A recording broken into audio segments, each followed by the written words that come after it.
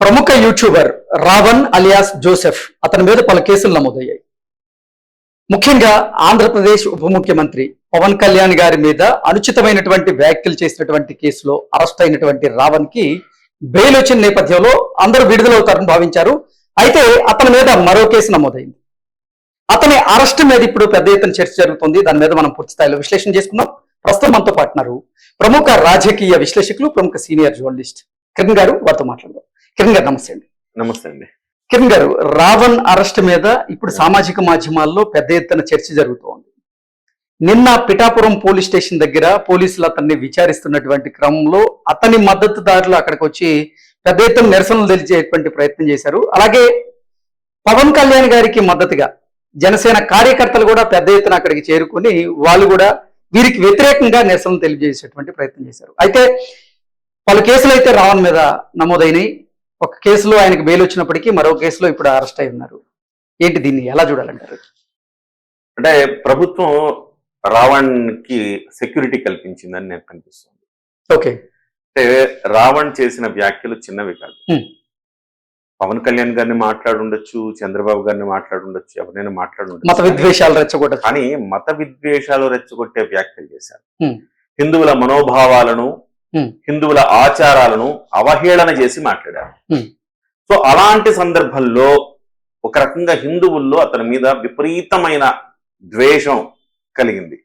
So మొన్న మాట్లాడిన మాటలు కూడా మనం ప్రతి వేదిక మీద నుంచి తనేమంటాడు, నేను నాస్తికుణ్ణి అంటాడు. మీరు నాస్తికులు అంటే మీరు మిగతా మతాల మీద ఎందుకు మాట్లాడట్లా? ఒక హిందుత్వం మీద ఎందుకు మాట్లాడుతున్నారు? పనిగట్టుకుని మరి హిందుత్వాన్ని హేళన చేసే పని చేస్తూ ఉంటాడు అతను. సో పవన్ కళ్యాణ్ గారిని తిట్టడంలో కానీ, బీజేపీని తిట్టడంలో కానీ అతని ఎజెండా హిందూ వ్యతిరేక ఎజెండాతో మాట్లాడతారు. ఇవాళ అతనికి మద్దతు తెలిపే వాళ్ళందరూ కూడా హిందూ వ్యతిరేకులు మాత్రమే అతనికి మద్దతు తెలియజేస్తున్నారు. క్రిస్టియన్ సభలో నువ్వు కూర్చొని హిందుత్వానికి వ్యతిరేకంగా నువ్వు నినాదాలు చేస్తే ఎలా తీసుకోవాలి దాన్ని? సో నువ్వు దళిత క్రిస్టియన్ల సభకు నువ్వు వెళ్తావు, నేను నాస్తికుడిని అంటావు. ఇది ఎక్కడ చోద్యం? నాకు తెలిసింది ఏంటంటే అతను చాలా రోజులుగా బౌన్సర్లను పెట్టుకొని తిరుగుతున్నారు. మీకు అర్థమైందా? చూసారా? అతను మొన్న కూడా ఏలూరు సభకి వెళ్ళినప్పుడు బౌన్సర్లను పెట్టుకొని తిరిగాడు. రీజన్ ఏంటంటే కనిపిస్తే కొట్టేటట్టున్నారు. రేపో మాపు అతన్ని రాళ్లతో కొట్టి చంపిన మీరు ఆశ్చర్యపడక్కర్లా. ఇలా అంటున్నానని కాదు, ఖచ్చితంగా అంత ద్వేషం అతని మీద హిందువుల్లో రగిలిపోతా ఉన్నారు. కనిపిస్తే కొడదాం అనుకుంటున్నారు. అలాంటి సందర్భంలో ప్రభుత్వం శాంతి భద్రతల ఇష్యూ వస్తుంది. ఒకడెవడో మొన్న తాగి చచ్చిపోతేనే వెళుతూ ఆ కాకినాడ దగ్గర ఎక్కడో రాజమండ్రి దగ్గర పగడాల ప్రవీణ్ అనేవాడు తాగి చచ్చిపోయాడు. తాగి చచ్చిపోతే కింద పడి చచ్చిపోతే దానికి పెద్ద ఎత్తున రాద్ధాంతం చేసి మత విద్వేషాలు రెచ్చగొట్టే ప్రయత్నం చేశారు. సో అంటే వాడెవడో తాగి చచ్చిపోతే అట్లా చేస్తే ఇప్పుడు హిందువులు ఎవరైనా వాడిని కొట్టి చంపితే ఏం జరుగుతుంది? మత విద్వేషాలు రగులుతాయి, శాంతి భద్రతల సమస్య వస్తుంది. అందుకోసం ప్రభుత్వం ఇప్పుడు అరెస్ట్ చేసిందని నేను అనుకుంటున్నాను. నిజంగా పవన్ కళ్యాణ్ గారిని అన్నందుకు అరెస్ట్ చేసిందని నేను అనుకోవట్లేదు, కానీ బట్ అందుకోసం అరెస్ట్ చేసింది. అయితే అతను మళ్ళీ బెయిల్ మీద బయటకు రావాలి, దానికోసం జడశ్రవణం ఇంకొకళ్ళు ప్రయత్నం చేస్తున్నారు. డెఫినెట్ గా బెయిల్ చట్టం న్యాయం ప్రకారం రావాల్సిన హక్కులు అతనికి ఉంటాయి కాబట్టి ఖచ్చితంగా చేయొచ్చు. కానీ మనం గత అనుభవాలు ఒక్కసారి మనం పరిగణలోకి తీసుకుంటే ఓసాని కృష్ణమురళి ఏమైందండి? ఎన్ని రోజులు జైళ్లలో తిరిగాడు అతను. ఆ తర్వాత బోరుగడ్డ అనిల్ గాడు ఎన్ని రోజులు జైళ్లలో మగ్గాడు.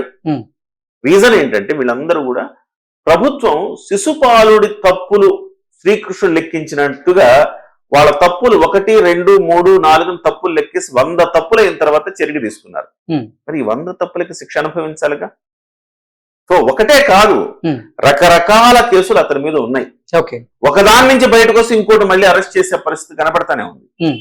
సో ఎవరైనా గుర్తుపెట్టుకోవాల్సింది ఏంటంటే మన చేతిలో మనకు ఒక మొబైల్ ఫోన్ ఉంది, మనకు ఒక ఈమెయిల్ ఐడి ఉంది, దాంతో మనం ఒక యూట్యూబ్ ఛానల్ ఓపెన్ చేసుకుంటాం, ఇన్స్టా పెట్టుకుంటాం, ఫేస్బుక్ పెట్టుకుంటాం, ఇష్టం వచ్చిన వాళ్ళని తిడతామంటే కుదరదు. నిన్న పవన్ కళ్యాణ్ గారు చాలా చక్కగా చెప్పారు, విపులీకరించి చాలా వివరంగా చెప్పారు. ఏం చెప్పారు? మీకు మాట్లాడే స్వేచ్ఛ ఉంది, అంటే భావ ప్రకటన ఉంది కదా అని వేరే వారి హక్కుల్ని హరించేటువంటి ప్రయత్నం మీరు చేయకూడదు. భావ ప్రకటన స్వేచ్ఛకి కొన్ని హద్దులు కూడా ఉంటాయి. మీకు భావ ప్రకటన స్వేచ్ఛ ఉండొచ్చు, మీ భావాన్ని మీరు వెల్లడించవచ్చు. అంటే ఒకప్పుడు రాజ్యాంగం రాసినప్పుడు ఇలాంటి వికృతమైన పరిస్థితులు వస్తాయని ఊహించలేదు కదా. లేని భావ ప్రకటన స్వేచ్ఛ. ఎస్, నాకు స్వతంత్రం కావాలంటే స్వతంత్రం కావాలని అడగచ్చు. Hmm. నాకు నీళ్లు కావాలి, నాకు నిధులు కావాలి, మాకు ఉద్యోగాలు కావాలి, మా హక్కులు కాపాడండి, ఇలాంటివి అడగటానికి మీకు మీ భావాన్ని ప్రకటించే స్వేచ్ఛ ఉందన్నారు. కానీ మీరు బూతులు తిట్టే స్వేచ్ఛ ఉందని రాయల రాజ్యాంగంలో కూడా.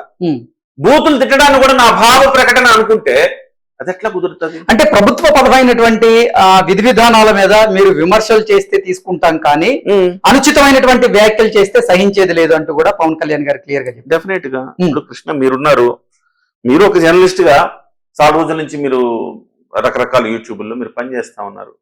మీరు కూడా ప్రభుత్వం చేస్తున్న తప్పులు మీరైతే చూపుతారు, గతంలో చేశారు, ఇప్పుడు చేస్తారు. విమర్శ అనేది, సద్విమర్శ అనేది లేకపోతే ప్రతిపక్ష పాత్ర ఎవరు పోషిస్తారు? ఇవాళ జగన్మోహన్ రెడ్డి గారు ఫెయిల్ అయిపోయారు. సో ఇవాళ రావణ్ వాళ్ళకి సంబంధించిన వాళ్ళు ఏమంటున్నారు? మొన్న వీడియో చూశాను నేను. ప్రతిపక్షం కూడా లేకుండా ప్రతిపక్షం ఎలాగో లేదు, మేము మాట్లాడితే మమ్మల్ని మా గొంతు అడిచేస్తారంట. అంటే జగన్మోహన్ రెడ్డి గారు ఫెయిల్ అయిపోయారని వాళ్ళు కూడా చెప్తున్నారు. సో జగన్మోహన్ రెడ్డి గారు ఫెయిల్ అవ్వకపోయిన ప్రతిపక్ష నేతగా ఆయన ఉన్నాడు కాబట్టి ఆయనకు ఆ బాధ్యత ఉంది. ఆయనే బాధ్యతల్లో మునిగి తేలుతున్నాడు. 23 కేసులు ఉండేవాడు, 14 ఏళ్ల పిల్లల్ని రేప్ చేసిన వాడిని వెనకేసుకొస్తూ పాపం పసిబిడ్డ నేరాలు తెలియక చేశాడు. అలాంటి వాడిని మీరు లాకప్ లో చంపేస్తారా? ఈ ఇష్యూసే. జగన్మోహన్ రెడ్డి గారు ప్రతిపక్ష నేతగా ఫెయిల్ అయ్యారు. మీరు ఎప్పుడైనా చూడండి, జగన్మోహన్ రెడ్డి గారు ప్రతిపక్ష నేతగా ఉన్నప్పుడు సబ్జెక్టు మాట్లాడ్డా, ఆయన సబ్జెక్ట్ రాదు, మాట్లాడు. ఆయన ఎంతసేపటికి రప్పలాడించాలి, ఏదైనా ఇష్యూస్ క్రియేట్ చేయాలనుకుంటారు. మీరు ఒక్కసారి గమనిస్తే, అబ్జర్వ్ చేస్తే, ఇది చాలా పెద్ద ఎత్తున కుట్ర అండి. కుట్ర అంటే మీకు తెలంగాణ, ఆంధ్ర అనే 2 చోట్ల కూడా జగన్మోహన్ రెడ్డి పెంచి పోషిస్తున్న కొన్ని అరాచక శక్తుల్ని. ఇప్పుడు రావణ్ కావచ్చు, కేవీఆర్ కావచ్చు, ఆ తర్వాత తులసి చందు కావచ్చు, ఆ తర్వాత మనం ప్రొఫెసర్ నాగేశ్వర్ కావచ్చు, ఇట్లాంటి వాళ్ళని. ప్రొఫెసర్ నాగేశ్వర్ గారు కొంచెం సోఫిస్టికేటెడ్, ఆయన చాలా మేధా వర్గంలో నుంచి ఆయన పనిచేస్తాడు, ఆయన ఎజెండా ఆయన అమలు చేస్తాడు. సో మిగతా వాళ్ళందరూ కూడా కాస్త డౌన్ చిల్లర కోసం పనిచేసే రకాలన్నమాట. వీళ్ళందరినీ పెంచి పోషిస్తారు. వీళ్ళందరూ కూడా చూడండి, లాస్ట్ టైం కాపుల్ని రెచ్చగొట్టాలి, దళితులను రెచ్చగొట్టాలి. జగన్మోహన్ రెడ్డి గారు ప్రతిపక్షంలో ఉన్నప్పుడు వాళ్ళ నాయకుల్ని ఎవరు పట్టించుకోరు. మనం ఎలాగో విమర్శ చేస్తే పట్టించుకోరు కదా అని చెప్పి థర్డ్ పార్టీ నుంచి, అంటే పార్టీలతో సంబంధం లేని ఒక సెక్టర్ రెచ్చగొడతారు. ఇవాళ కాపుల్ని 2014 నుంచి 19 కాలంలో కాపుల్ని రెచ్చగొట్టడానికి ముద్రగడ పద్మనాభం గారిని ఉపయోగించారు. చాలా ఎఫెక్ట్ చూపించింది అది. ఎందుకంటే రిజర్వేషన్ ఇస్తామని చెప్పారు, రిజర్వేషన్ ఇవ్వలేదు. రిజర్వేషన్ ఇవ్వనప్పుడు డెఫినెట్ గా అడుగుతారు కాపులు, దాన్ని రెచ్చగొట్టారు. ఆయన కాపు కార్పొరేషన్ ఏర్పాటు చేశారు, బ్రహ్మాండంగా లోన్లు ఇచ్చారు. ఇవన్నీ పక్కన పోతాయి. కేవలం మిగిలిన రిజర్వేషన్లు ఇస్తానన్నాడు కదా, ఆ రిజర్వేషన్లు కూడా 5% ఇచ్చాడు ఆయన. ఆ రిజర్వేషన్లు కూడా జగన్మోహన్ రెడ్డి తీసేశాడు. కానీ కాపులకి అన్యాయం చేసినంత జగన్మోహన్ రెడ్డి, కానీ తప్పు పట్టేదంతా చంద్రబాబుని. ఇది ఒక విచిత్రమైన పరిణామం. దానికి వాడేది ముద్రగడని. ఆ రోజు ముద్రగడని వాడారు. చివరికి తుని ఘటన, అమాయకమైన యువతను కూడా కేసులు ఇరికించిన పరిస్థితి ఆ రోజు. అక్కడి నుంచి మొదలు పెడితే తుని ఘటన కావచ్చు, 2014 నుంచి 19 కాలంలో ఏ రకంగా కాపుల్ని, దళితులు రెచ్చగొట్టారు చూస్తే, ఇవాళ ఇంకొంచెం ఈ రావణ్ లాంటి వాళ్ళను, ఇంకా కొంతమంది యూట్యూబ్ పేరిట, ఉద్యమాల పేరిట, ఆ అమ్మాయి, ఒక అమ్మాయి బొజ్జ సంథింగ్, ఆమె కూడా ఐశ్వర్య, నన్ను అరెస్ట్ చేస్తారా, రండి అరెస్ట్ చేయండి అంటుంది. అంటే వీళ్ళని అరెస్ట్ చేయడమే కావాలి. వీళ్ళకి అరెస్ట్ చేస్తే 10 మంది వచ్చి రచ్చ చేయాలి. ఇది రచ్చ అయిపోవాలి. దళితుల మీద అణిచివేతనాలి, కాపుల మీద అణిచివేతనాలి. మీరు మనం గమనించారా? కాపుల మీద అణిచివేతన్నారా? అమరావతిలో రైతులు ధర్నాలు, అమరావతిలో రైతులకు సంబంధించిన సమస్య మీద వైసీపీ వెళ్తే ఎవరిని పంపించారండి?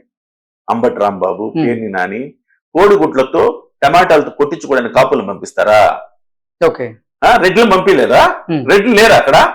లేలప్పిరెడ్డి లాంటి వాళ్ళు చాలా మంది ఉన్నారు కదా, మరి రెడ్లు ఎందుకు పంపిలా? మీరు కాపులు ఎందుకు పంపించారు? అంటే ఇష్యూస్ క్రియేట్ ఎలా చేస్తున్నారు జగన్మోహన్ రెడ్డి, ప్రజలు అబ్జర్వ్ చేయాలి.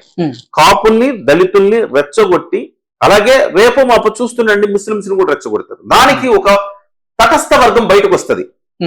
జగన్మోహన్ రెడ్డి గారి టీం ఏమో అందరూ.